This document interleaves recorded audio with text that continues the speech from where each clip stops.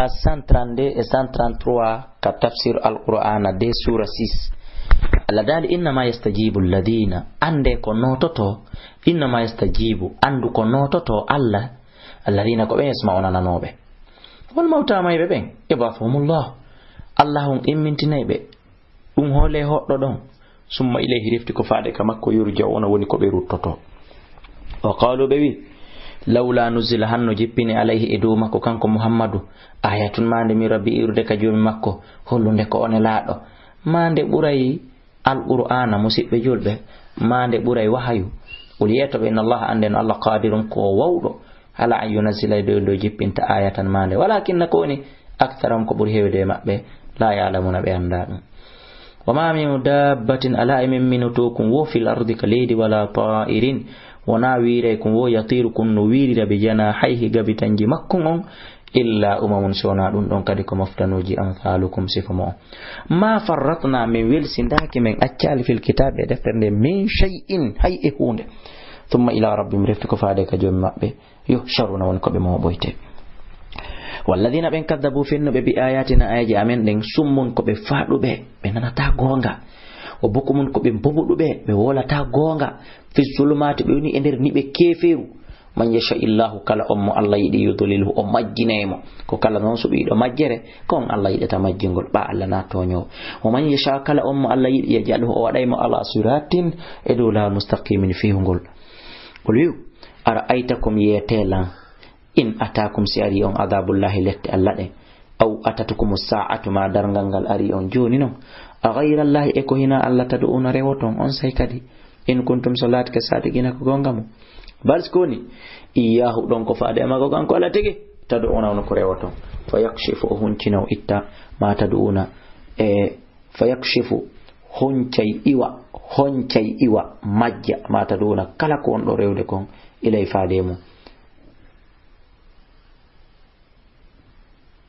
insha asihi mafala watan sauna yejjiton ma to shirkuna din wonno don shirkirde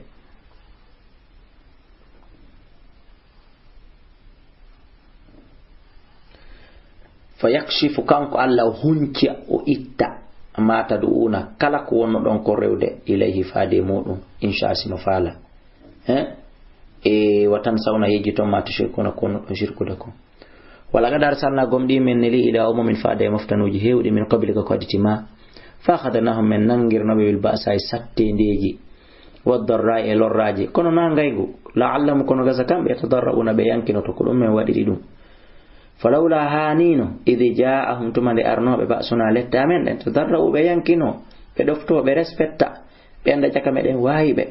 ko pirta pay ko makum nangaygo na fiyo kun wodditoma kun doge ko fiyo kun andu kon yo ka woni mawdo makko on ko kun andu sawru musi walakin skoni qasat beedi yurude qulubum berde mabbe den wa zayyana lahum ash-shaytanu shaytani cudani be ma kanu kon ko belati amaluna be golla falamma nasutu made be yejjutuno ma dukkiru bihi kon ko be wajora fatahana min udditi alayhim edo mabbe abi waba kulli shay'in dammude kala moƴƴereji din nemaji din me yuppe mabbe habe sikki be foli habe sikki be barki habe sikki me yidibe hatta idha farihu haba be weltori be ma utu ko be okkora kon akhadnahum min nange be bagatitan e juhaye fa idahum tayyo kambe jaka mublisuna ko be tagibe hettagol don faqati ataja dabirul qawmi duburuji yimbe alladhina ben zalamu toñube modi walhamdulillah yettore nde wodani Allah rabbil alamin jeedo windere den ulu ara'aytum yetelan in akhadha Allah si Allah nangi sam'akum noppi mondi wa bisarakum egite monde wa khatama o firmi ala qulubikum kado berdemo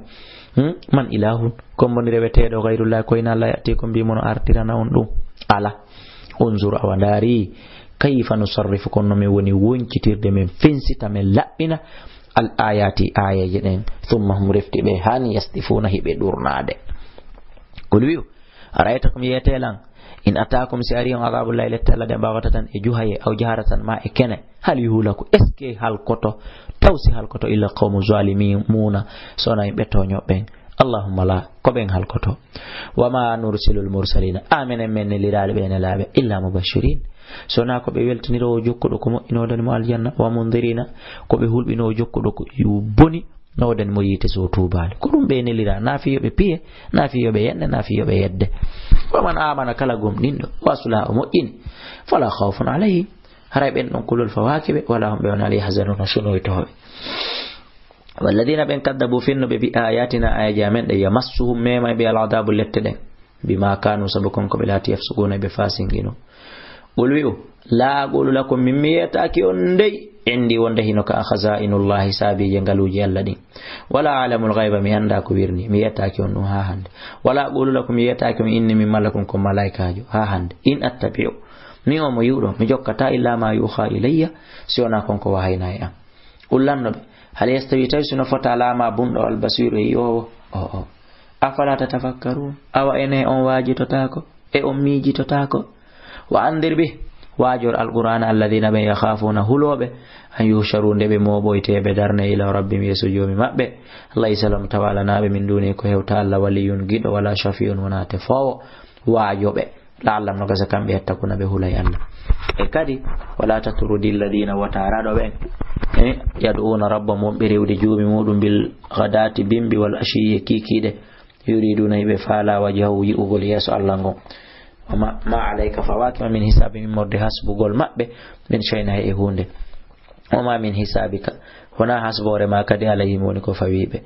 min shayna e hunde fatatrudahum arado to betun fatatrudahum sakkorado dabe sabu dum